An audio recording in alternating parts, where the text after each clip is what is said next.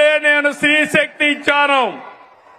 ఈ రోజు మీ అందరికీ హామీ ఇస్తున్నా, దసరా రోజున ఆటో డ్రైవర్లందరికీ వాహన మిత్ర కింద 15,000 రూపాయలు ఆర్థిక సహాయం చేస్తామని అనౌన్స్ చేస్తున్నాను.